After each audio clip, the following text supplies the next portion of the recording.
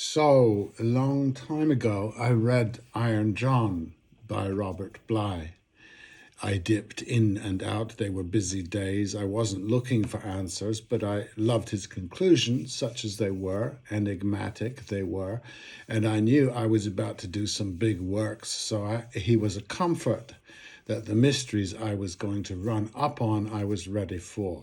Whatever happened would have meaning. There was a passage where he talked about fathers and sons, that even a destructive father could be forgiven when the son struck out on his own and made something all his own. I had not had that experience exactly. I was never angry at my father for myself. I never hated him. Monumentally irritated, oh yes, and furious at his treatment of my siblings, but no hate. From a very early age, he had no power over me. And I have no idea why, especially as we are informed by Kronos and Atreus always. Power, good and bad, since power can be comforting, knowing there is someone you can trust, a strong man or woman, is that it? Someone you will miss. I felt that change that accomplishment brings, though. I did not need, as I say, to overcome father, but I felt in a small way that I shook up the world, a la Ali. Much smaller way, but 'twas enough. There had been several significant accomplishments looking back in my 20s, but they were so off the beaten, so impulsive to start, and then so compulsive to get done that I wasn't afraid nor impressed with myself. Just one day I was heavier and stiller, and I could leave some things behind and head straight into the storm with lots of smiles. I think it has to do with the stage, the theatre, and possession, a step taken once, then repeated over and over, but of this another time, that I did not need to forgive my father in my mid-20s meant one typical source of resentment, etc., was unavailable to me. There was no burr under my saddle, no chip on shoulder, no hatreds. Without my accomplishments, however, I might have fallen into resentments, but I didn't. I think this is extremely lucky and nothing else. Massively lucky. This popped into my head, this commonality, common. When a friend told me she was angry with someone, that he was crazy and being horrible to her, and I thought, well, you hate him and have done for decades. The hatred began with disrespect and disapproval, and this matured into resentment and hatred as this person went unpunished and was indulged. He was an object of your hatred, just like an object of love or admiration, but not. The disrespect, resentment, and disapproval from where I sat was justified and useless.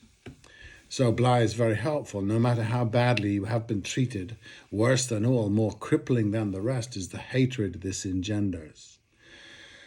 I don't think Christian forgiveness really works. I think it is performative. See how forgiving I am. And this might be the most poisonous move in religions. I will seem what I would be, and the resentment just hides. What Bly is saying is that your own development and growing makes hatred unnecessary. It loses power over you.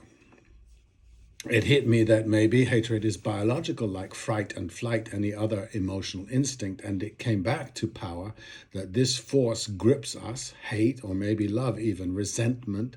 In my construction of self, part of me is restrained by someone.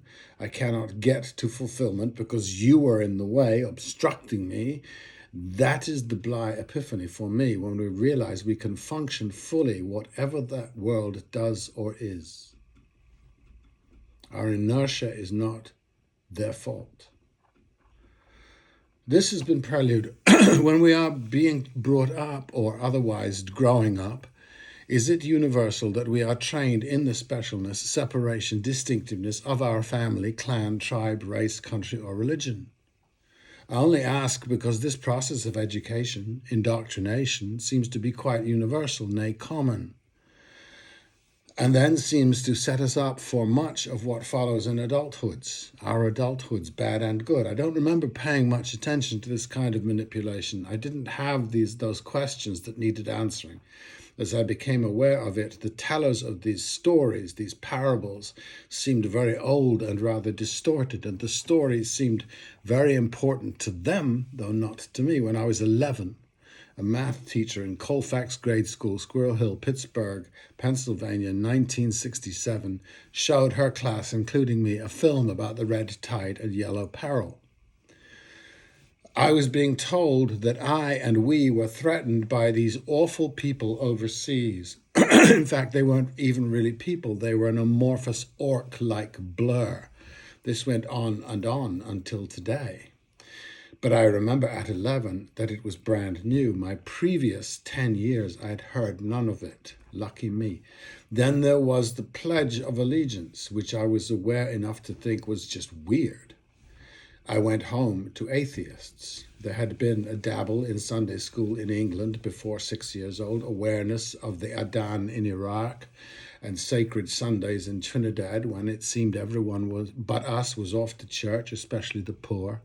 I sang in the choir of an Anglican church in the village of Bray at 9 years old for sweets money, which was rather beautiful, Elizabethan ruffs and all that. I guess I had no spiritual life. That would come later in its fashion, but when it did, it was not backgrounded by stories from any Bible. I knew none. I knew some, but they were just stories, and to this day I insist that stories from Iliad to Potter are not moral instruction. And the teacher or writer who suggests they are, I steer clear of. Or we are conditioned to imagine stories are morally instructive or universal, and it is assumed by the teacher or prophet we are so unindividual, so much a mass, especially as children, that we would all draw the same conclusion from this instruction.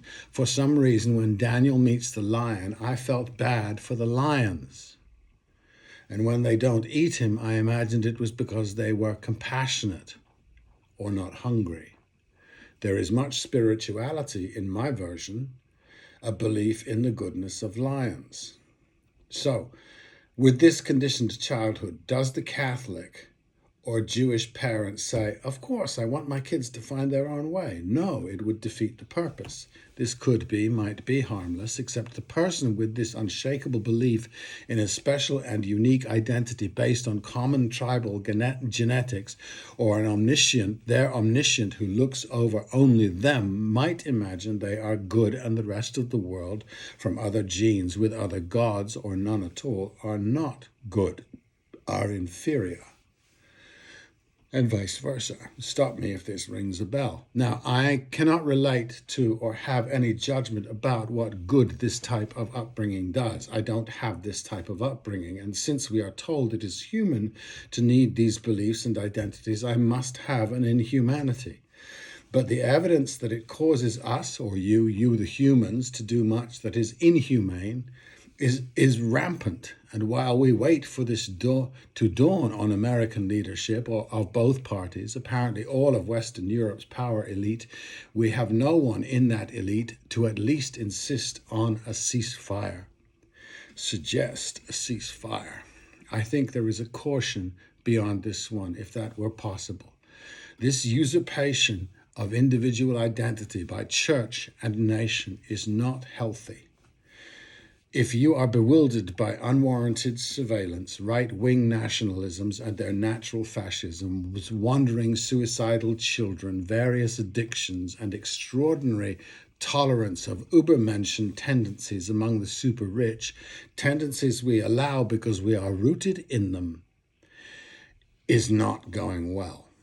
A simple moral instructive parable might be, were the Beatles from Mumbai or Shakespeare a Comanche, diminishes me not at all. They existed. They are of all of us.